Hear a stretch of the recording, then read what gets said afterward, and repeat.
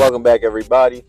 Today we are talking about why anybody, especially you watching this video, you should buy an S550 Mustang GT over a Shelby gt500 gt350. Already see it now. The people in the comments, there might be one or two people in the comments getting a little upset about this. I can see the comments now. Tell me you're broke without telling me you're broke. Okay, all right, and well, mind your business. Anyway, we're gonna jump right into it. I am including the Mach 1 into this because Mach 1 is a GT. It's just beefed up. Number one, we're going to talk about cost, right? Cost-wise, there's a huge gap. If you get a regular GT, you're looking at 30 G's, maybe to 45. You know, the options, year, miles, all that good stuff. Most Shelbys are like 80 grand plus, especially the GT500. We're talking 80 grand plus. You can find a GT350 for cheaper, in the 60s probably, and this is, as I'm talking, this is February 2024.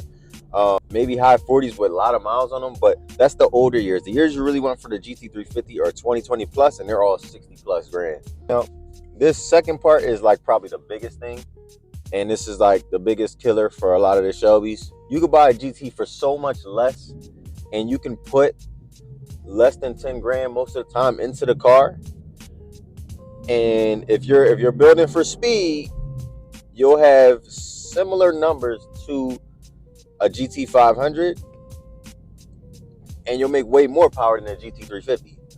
An ESS kit, a Paxton kit, a Pro Charger. Whipple's gonna cost you a little bit more than 10 grand, but you could do a Whipple. Let's say you bought a Shelby for 75, 80 grand used. Newer was probably like 100 plus, and you're at 760 horsepower. Nice car, powerful car. You know, you could buy a GT for 30, 35.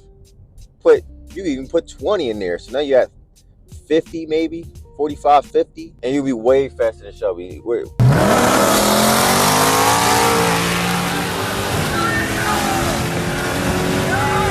On a stock motor, you'll be way faster. And you could do that with turbos probably at that point. Whipple, ESS kit, Pro Charger, Paxton, anything.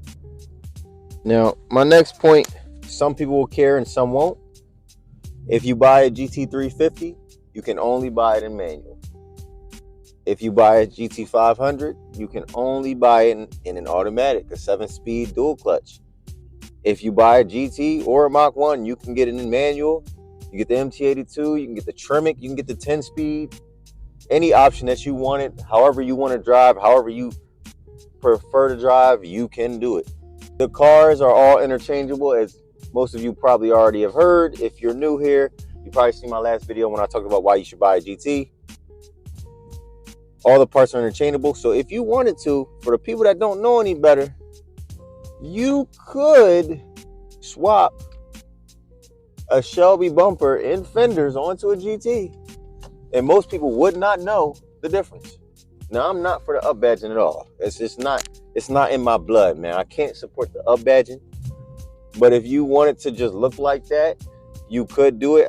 I'm with swapping the bumpers. The bumpers is fine as long as you don't put the badges on and act like it's a Shelby or whatever. Most people wouldn't be able to tell the difference because you get the same digital dash. If you'll have the same fenders, you'll have the same bumper. You could do the hood, and you'll have a blower. So who will be able to tell? Next point with the GT, you have different packages, right? Now, obviously, with the GT350, you have the GT350. You got the GT350R. You get the track pack. Same thing with the Shelby. You get the track pack and all that good stuff. But with the GT, you could also get different variants. Like I just said, the Mach 1, you can get the Bullet, you can get the GT Premium, you can get the Performance Pack 2, you can get a base model, you can get the California Special. There's a lot of different variants with the GT compared to the Shelby. Now, Shelby is a Shelby, it's always going to look special, but there's ways to stand out with a GT as well. Coyote is just as strong as a Shelby motor, as any Shelby motor. I'm sure we've all seen the stock motor GTs go in the 7s in the quarter mile. You know, I know we've all seen 1,000 horsepower plus wheel horsepower plus GTs. Like we've seen some high horsepower Shelbys. But if you blow a GT motor, you're looking at what? Maybe 6-7 grand brand new from Ford. Maybe. You could probably find a junk one for 3 or 4 grand probably. You blow a Shelby motor, it's over. I almost bought a gt350 before buying this car, and the ones that were in my budget were the ones pre-2020, and 2020 were the new gens that didn't have any issues. So the ones before that had issues, and I was looking at how much a motor would cost, and some of those motors are costing 17, 18, 20 to 20 grand just for the motor. So I said to myself, if I blow this motor, it's over. And the Shelby had a lot of the first gen of GT350s had a lot of issues. The GTs might be just a little more reliable. All in all, the Shelby's a unique car. People buy them for a reason. A GT with the right modifications can look as good as a Shelby. It can look like a Shelby. It can be faster than a Shelby. It could be, a whole bunch of stuff. But I guess it's not a Shelby. With that being said, Shelby's are cool cars. The Voodoo's a cool engine. The Predator's a cool engine.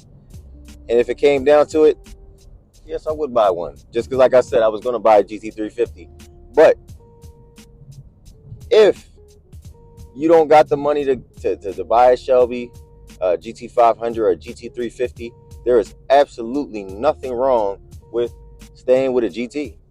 It's just as capable around the track as well as in a straight line as any Shelby. And that, my friends, is why you should buy a Mustang GT over a Shelby, or why a Mustang GT is better than a Shelby.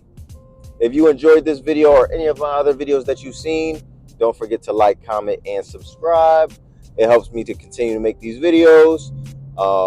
Browse the channel for more, and most importantly, have a nice day.